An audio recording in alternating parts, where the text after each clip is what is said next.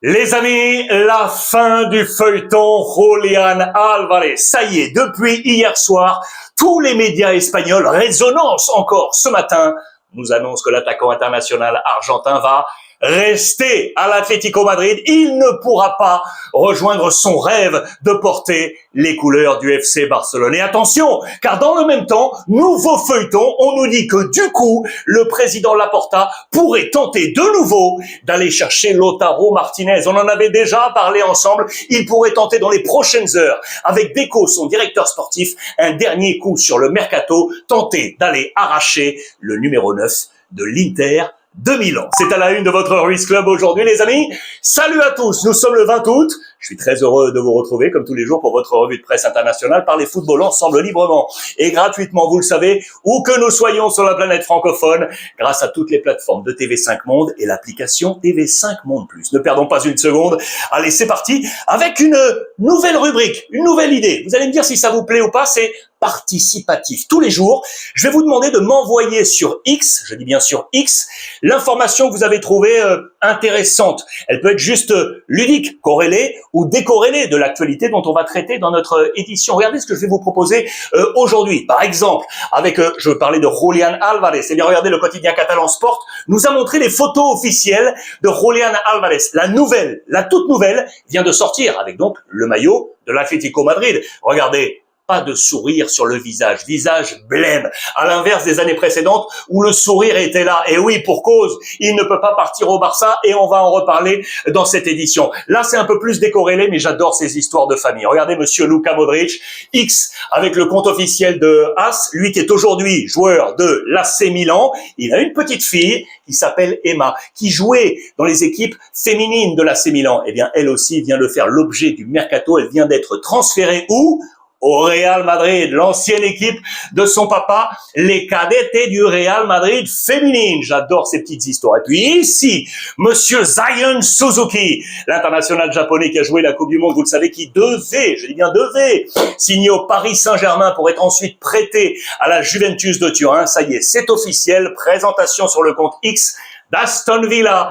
Signature, il a donc rejoint la Première Ligue avec monsieur Unai Emery, ancien coach du Paris Saint-Germain. Dites-moi si vous aimez ce genre de rubrique pour ouvrir et surtout participez. Envoyez-moi sur X, vous me suivez et vous m'envoyez vos propositions pour ainsi ouvrir tous les jours votre Ruiz Club. On part en Première Ligue justement avec, regardez, j'adore les tabloïds, regardez ça.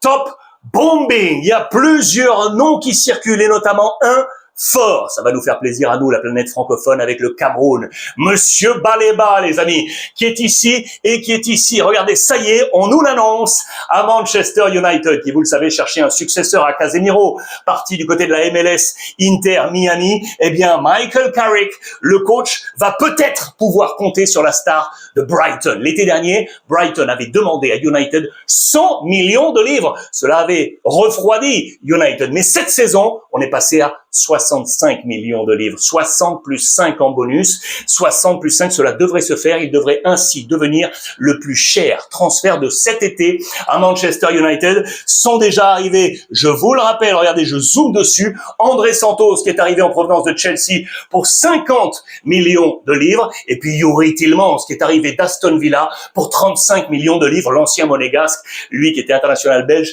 avec la Coupe du Monde. Baleba pour donc rejoindre en top bombing Manchester United. Et puis regardez là, l'écusson d'Arsenal. Ce qui nous amène à ce visage. Lui aussi, vous le connaissez, c'est le défenseur Ezri Konsa de Tottenham. Vous le savez, Mikel Arteta cherche un défenseur central. William Saliba, le français, s'est blessé. Il faut trouver de l'énergie défensive. Eh bien, voici la target numéro 1 de Mikel Arteta. Et attention, écoutez-moi bien, le transfert devrait se faire aujourd'hui même. Pourquoi ? Parce que Arteta veut l'inscrire dès demain pour le match de Premier League face à Coventry pour Arsenal. Suivez bien l'actualité, peut-être qu'au moment où on va regarder ensemble cette vidéo, eh bien l'information sera tombée, oui ou non, pour rejoindre Arsenal à plus de 50 millions de livres. Ultra intéressant. Ça aussi c'est intéressant. Manchester City pourrait se délester de ces deux hommes, les amis. Monsieur Omar Marmouche, l'Égyptien, et Savinho, le Brésilien. Et pour cause, Tottenham met sur la table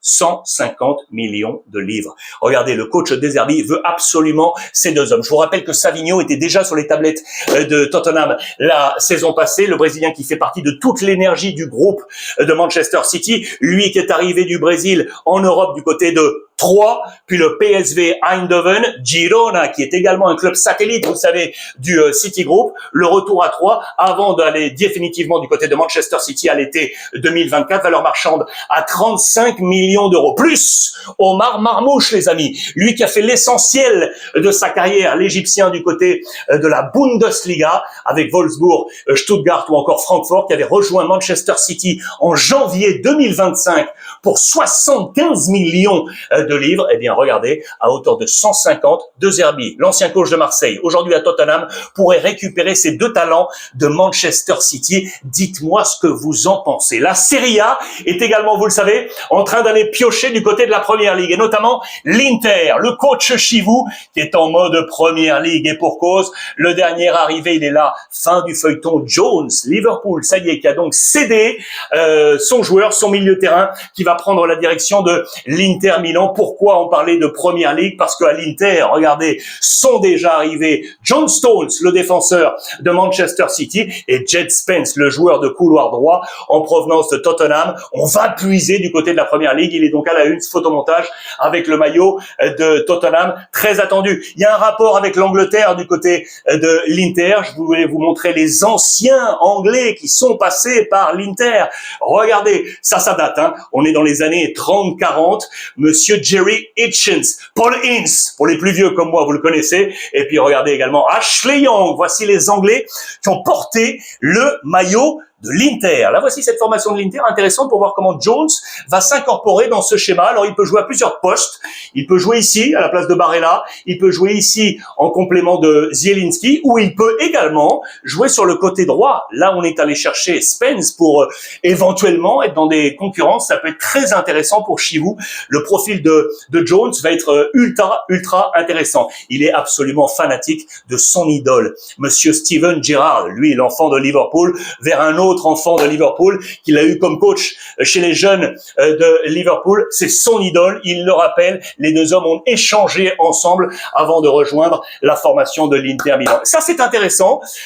Ça parle un peu business aujourd'hui pour vous montrer, avec les clubs italiens notamment, comment l'Inter est passé devant au rang de business de valorisation de la marque Inter. Aujourd'hui, que vaut la marque Inter Milan? Eh bien, en Italie, c'est la plus forte valorisation. Regardez, il faut dire que sur les 4 dernières années, les finales de la Ligue des Champions, il y en a eu 2, et les 2 titres de champion, l'Inter est passé devant à la première place, 22% d'augmentation, 585 millions, c'est la valorisation aujourd'hui de la marque Inter Milan, devant l'AC Milan et devant la Juve qui est passée du coup à la 3e place, qui a perdu. Regardez, ils sont 12, 14 et 16e sur la ranking européen. En tête de gondole, le Real Madrid, avec plus 25% encore de valorisation de marque, avec plus de 2000 millions d'euros.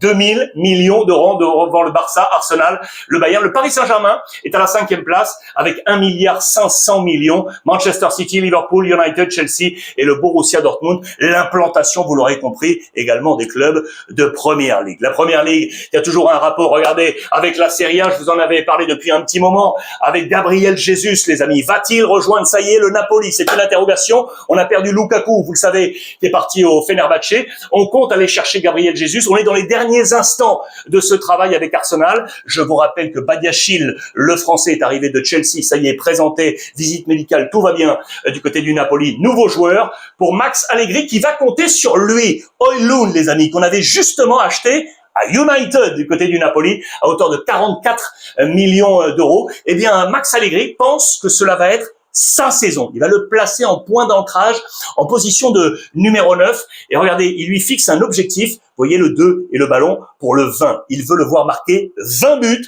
cette saison avec le Napoli. Dans sa carrière, il en a jamais mis, il en a jamais mis 20. La saison passée avec le Napoli, il en avait mis 16. Manchester United, 10. 16, l'Atalanta 10, Sturm Graz 6 et 11 ici, et un peu plus tôt Copenhague, il en avait mis un au tout début de sa carrière, objectif 20 pour Højlund, vous l'aurez compris. La Juventus de Turin, là aussi il y a un rapport avec la Première Ligue, vous le savez, avec le feuilleton Zirkzee qui continue, on attend la sortie éventuellement de Jonathan David pour faire l'offre nécessaire à Manchester United pour faire venir l'attaquant de United. Le dossier caissier est toujours en attente, alors que Randal Colomani, lui qui est arrivé, devrait démarrer titulaire pour la première journée de Serie A pour la Juventus face à Frosinone. Regardez, on l'attend dans ce schéma possible. Il est là, Randal Colomani, juste devant McKennie, Conceição et Yildiz. Sur le côté gauche, dossier Zirkzee à suivre. Attention à la Juventus de Turin, parce que si Zirkzee ne se fait pas, eh bien regardez ce qu'on nous apprend du côté de Tuttosport, que Retegui, l'international italien Retegui, aurait passé un petit coup de fil à la Juve pour éventuellement revenir du côté de la Serie A. Je vous rappelle qu'il était parti, regardez, du côté de l'Arabie Saoudite à Al-Qadsia. Rappelez-vous, lui qui a des origines argentine. Je vous le rappelle, il a fait ses premières armes. Regardez du côté de Boca Junior. Il était ensuite arrivé en Europe au Genoa à l'été 2023, puis l'Atalanta Bergame. C'est là qu'il avait explosé et à hauteur de plus de 60 millions d'euros. Été 2025, il avait rejoint Al-Qadsia. Il a envie de rentrer. Il a donc passé un petit coup de fil à la Juventus de Turin. Actualité Juve toujours. Et là, attention, ça vous intéresse également parce que ça touche l'Olympique de Marseille, les amis. Regardez ce qui se passe. Alors, on nous dit quoi? Que la Juve serait très intéressée par le profil Emerson Palmieri, l'international italien, l'homme de couloir gauche. On veut trouver du complément à Cambiasso sur ce couloir. On pense également à Selic. On voudrait aller chercher le joueur de l'Olympique de Marseille, 32 ans. Dans le sens inverse, on nous dit que Marseille serait très intéressé par Di Gregorio, le gardien de la Juve qui a vu arriver Vicario, qui donc lui devrait sortir. Marseille est un point possible d'arrivée pour Di Gregorio. Dans le même sens, Perrine, l'autre gardien de la Juve, pourrait également partir. Vous le savez, direction éventuellement Palerme. Affaire à suivre pour l'Olympique de Marseille. L'AC Milan, suite de notre feuilleton. Regardez qui gère l'AC Milan aujourd'hui. C'est monsieur Jorge Mendes, le super agent, qui est en train de tout gérer sur les derniers jours de mercato des Milanais. Je vous rappelle qu'il a fait venir Diego Moreira en provenance de Strasbourg, l'attaquant de 22 ans qui amène donc la sortie de Leao, qui attend toujours un coup de fil éventuel de la Première Ligue. Il a sur la table l'offre de Galatasaray, affaire à suivre. Je vous rappelle qu'avec l'arrivée de Diego Moreira, il est entré tout simplement à la place de numéro 2 des transferts les plus lourds de l'histoire de l'AC Milan. Le plus lourd, c'est Gonzalo Ramos, arrivé il y a peu du Paris Saint-Germain pour 74 millions d'euros. Regardez Moreira, c'est 50 plus 15. Regardez la liste des attaquants dans l'histoire de l'AC Milan. C'est plutôt de l'affaire récente, sauf que regardez ici Bonucci et Rui Costa, notamment Rui Costa, ça date déjà un petit peu. Fiorentina à hauteur de plus de 40 millions d'euros. Affaire à suivre sur le dossier Leao, les amis. On continue avec la Serie A. Moïse Kean va-t-il rejoindre, oui ou non, Comme? Je vous rappelle que Comme veut absolument l'attaquant international italien de la Fiorentina. Si la Fiorentina venait à perdre Moïse Kean, l'objectif serait sur Ernest Poku, les amis, l'attaquant hollandais du Bayer Leverkusen en Allemagne. Je vous rappelle que Comme est l'une des équipes, que Fiorentina, pardon, est l'une des équipes qui a fait le plus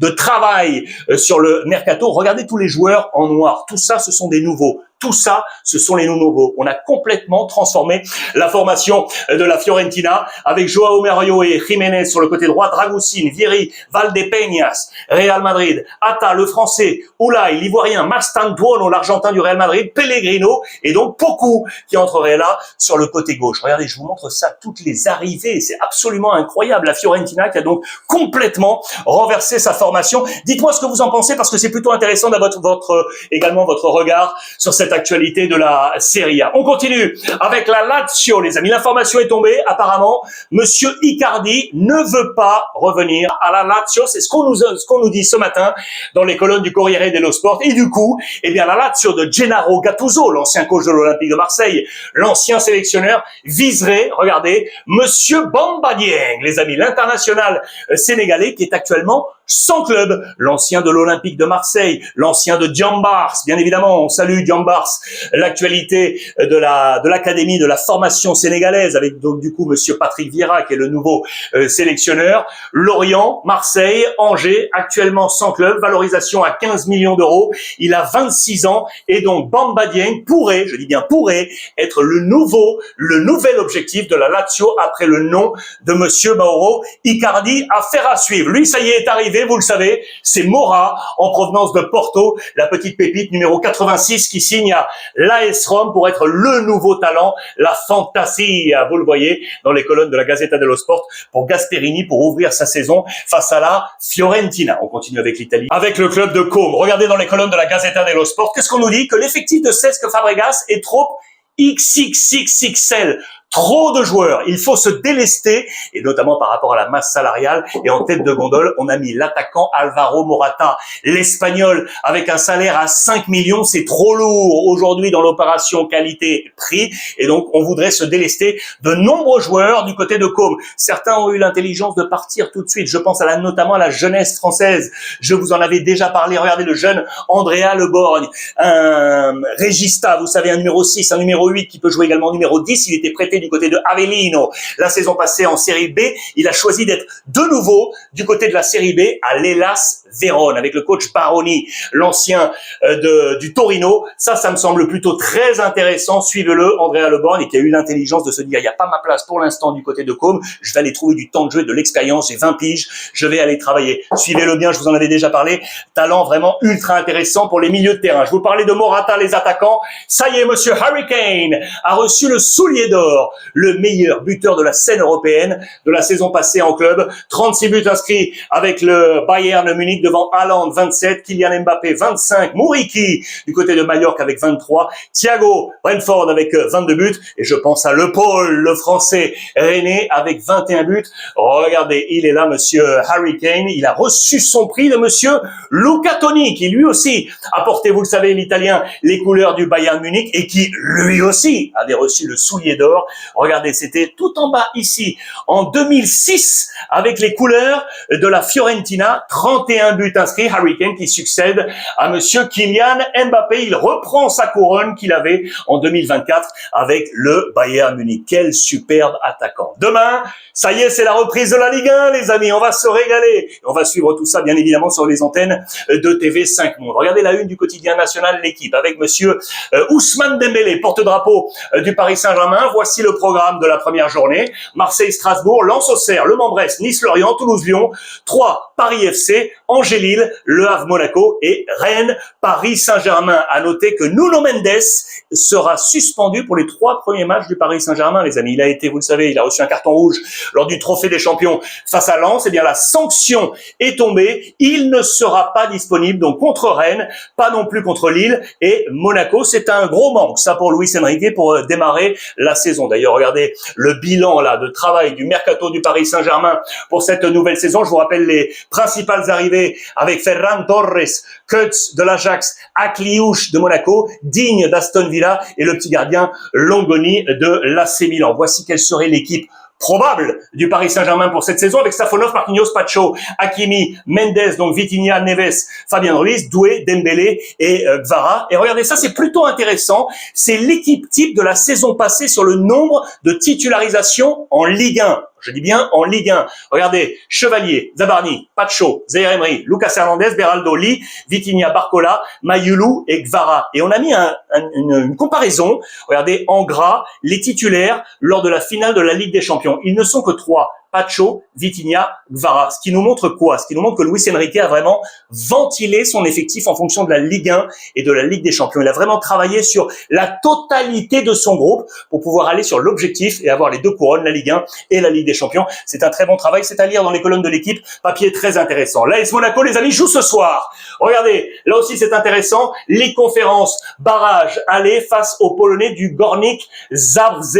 Où ça se trouve également? Regardez, je vous rappelle la position de la Pologne en Europe et la position de la capitale Varsovie. On est juste au-dessus de la Slovaquie, de la Tchéquie et de l'Ukraine qui est juste ici. Voilà où va se rendre aujourd'hui l'AS Monaco. Attention, on a un problème d'attaque privé d'Ansu Fati, de Matisse Ablin et de Balogun plus de Golovin. Eh bien, on a dû recomposer du côté de la formation 11 probable de l'AS Monaco. Match très attendu ce soir, ce sera à 20h. Actualité Monaco, vous l'avez très certainement vu sur les réseaux sociaux. C'est fini pour Paul Pogba à Monaco. Accord entre parties, c'est terminé. Ça s'est finalement mal passé, cette opération monégasque pour Paul Pogba, 33 ans, qui va devoir trouver peut-être une nouvelle destination, la MLS ou le Moyen-Orient. Affaire à suivre. L'Espagne, le Barça, dans quelques petites secondes. Hier, entrée en lice de l'Atlético Madrid en Liga, les amis. C'était face à Malaga, à domicile, 2-0. Et Kang In Lee, le successeur du numéro 7 d'Antoine Griezmann, l'ancien du Paris Saint-Germain, premier match et boum, premier but pour lui en Liga. Il est ici, vous le voyez, 2-0. Golazo, 2-0 pour l'Atlético Madrid, avec une belle image pour commencer avant le match, puisque les mondialistes de l'Atlético ont été célébrés. Vous le voyez, avec Baena, Grimaldo, Llorente et Ubi, les 4 joueurs de l'Atlético Madrid. Llorente d'ailleurs qui nous a montré, regardez, ces petits protège tibia. Soleil, viande et vin. Soleil, viande et vin. J'adore ça, ce type de petits détails. Et donc, Kang In Lee, qui marque le premier but, c'est Alex Baena, le mondialiste, qui a marqué le deuxième. Très intéressant. Le petit message ici, on va y revenir, du président Cerezo sur le fait que donc Julián Álvarez reste à l'Atlético Madrid. Il le dit très clairement, ne vous inquiétez pas. Après quelques matchs, le public va reprendre dans ses bras Julián Álvarez et l'osmose, l'union sera trouvée pour ramener le sourire à Julián Álvarez, et j'y reviens dans quelques petites secondes. En restant sur ce match face à Malaga, voici quelle était l'équipe del Cholo Simeone, les amis, avec Anko le Normand en charnière centrale, Martinez à gauche, la jeunesse, et le jeune Dominguez que j'adore à droite, on en reparlera. Au Black, le capitaine Coquet, Mendoza, Barrios, Ortiz, le jeune catalan qui a trouvé une place, Martin, et devant Lookman. Il n'y avait pas de numéro 9, il avait écarté Julián Álvarez pour ce match. Je vous rappelle que Sorloth est blessé, un problème de numéro 9 à l'Atlético. On avait donc positionné Lookman. Ce sont les changements, selon El Cholo Simeone, qui ont apporté énormément de qualité. Les mondialistes sont entrés. Marcos Llorente, Alex Baena, buteur. Kang In Lee est entré, buteur. Giuliano Simeone, mondialiste, est entré également dans ce match, et Morten Hjulmand également. On a une grosse qualité sur le banc du côté de l'Atlético Madrid. Ce qui nous amène du coup à parler du Barça avec Julián Álvarez. Le Barça qui jouait également hier, les amis, son trophée d'été. Vous savez, un match de gala pour ouvrir la saison, pour présenter également les nouvelles recrues et pour avoir les discours d'union avec l'entraîneur Hansi Flick et avec le capitaine, le nouveau capitaine, monsieur Rafinha, désigné par le coach allemand avec le brassard du capitaine. Et là, l'autre buteur de ce match face aux Égyptiens d'Al-Ahly, face à son ancienne équipe, Hamza, qui est là, le petit numéro 9, et on va en parler. L'idole de cette soirée, c'est bien évidemment Rodri, vous le savez, qui a choisi le Barça et non le Real Madrid. Regardez dans les pages intérieures du Mundo Deportivo, plein de photos de partout, très sympa, et j'adore ça. Regardez, on a essayé de calculer à l'applaudimètre qui avait été reçu le plus favorablement par l'ambiance catalane. Eh bien, en tête de gondole, avec un 10 sur 10, Rodri, Hansi Flick à la deuxième position. Il y a plein de joueurs avec des 9. Flick prend un 9, Lamine prend un 9, Fermin prend un 9 et Dani Olmo prend un 9 aux applaudissements. Tout en bas, De Jong, vous savez, qui est blessé, il y a un peu de rififi avec le néerlandais. Affaire à suivre. Les nouveaux, Adeyemi est ici, prend un 6. Et je cherchais la position de Gordon, l'autre nouveau, il est ici, Anthony Gordon, avec un 7. 10 sur 10 pour Rodri, à l'applaudimètre du Camp Nou pour ce trophée Gamper. Voilà comment on est parti pour Hansi Flick avec Joan Garcia. Koundé, position de défense centrale. Je vous l'ai dit, il va faire de Eric son latéral droit, ce qui facilite le fait que Koundé ait eu envie finalement de rester au Barça parce qu'il veut jouer défenseur central, le français. Ça, c'est une position intéressante. Gérard Martin, Baldé, Espart, Bernal qui va acquérir également pas mal de choses d'après moi au contact de Rodri. Il s'inquiétait peut-être de savoir s'il perdait sa place de titulaire, mais je pense que Rodri va énormément lui apporter pour grandir encore. Fermin, Lamine Yamal, Hamza qui était donc titulaire en position de numéro 9, pas de faux 9, et Rafinha qui était là. Et regardez en deuxième mi-temps comment on a évolué. Gordon a été essayé en position numéro 9. Il n'avait pas été mal,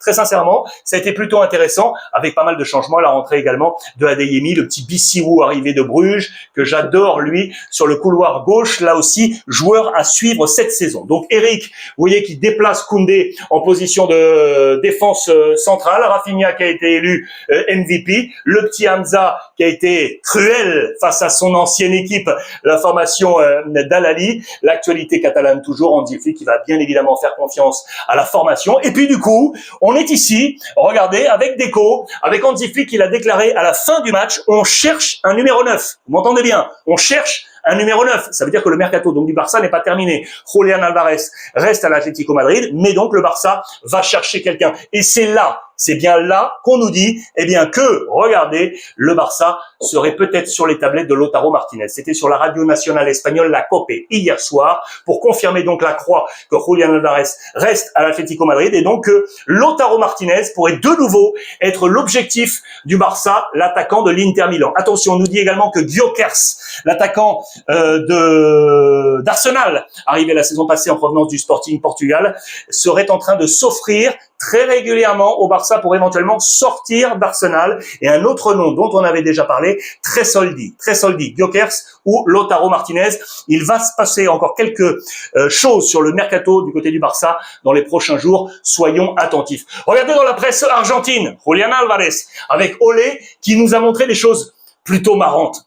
Comment transformer la photo officielle de l'Atlético Madrid. Regardez comme un prisonnier arrêté par la police avec, vous regardez la photo, et en charge, il veut quitter l'Atlético Madrid, on l'a rattrapé et on l'a mis au poste de police. J'adore ce type de transformation faite avec l'intelligence artificielle. Regardez-le là aussi en mode prisonnier, bloqué à l'Atlético Madrid. Ça c'est plutôt pas mal également dans les colonnes de Marca. C'est le miroir de l'âme pour vous montrer que son sourire qui disparaît imprime sa pensée. Il voulait évidemment aller au Barça, sourire, et là, il n'a plus la banane. Affaire à suivre sur le dossier Julián Álvarez. Et puis pour terminer, je termine avec ça, les amis. Je vous en avais parlé. C'est quelque chose qui s'est passé là il y a 3-4 jours. Le petit Français qu'on adore. Regardez, Trépy, Yael Trépy qui a 20 ans, qui a eu un accident domestique qui aurait pu être très très grave avec une noyade dans une piscine. Il a été plongé dans un coma. Ensuite, il s'est réveillé. Ça y est, les amis. Le Français va bien. Le joueur de Cagliari avec son coach qui est venu le voir à l'hôpital, qui avait reçu le support de tous ses coéquipiers de la planète football. On a vraiment eu peur pour la vie du petit Yael Trépy. Eh bien, tout va bien. Il est en bonne santé. Je voulais absolument terminer avec cette photo. Voilà, les amis, pour l'actualité de ce 20 août. Dites-moi si la rubrique d'ouverture vous plaît et envoyez-moi sur X. Vous vous abonnez à mon compte et vous m'envoyez avec un petit commentaire. Tiens, Alex, ça peut être intéressant pour demain. On peut déjà partir aujourd'hui. Comme ça, demain, vous me faites des propositions. On est OK? Je vous embrasse. Rendez-vous demain. Même heure, même endroit sur toutes les plateformes de TV5 Monde et n'oubliez pas, profitez des vôtres.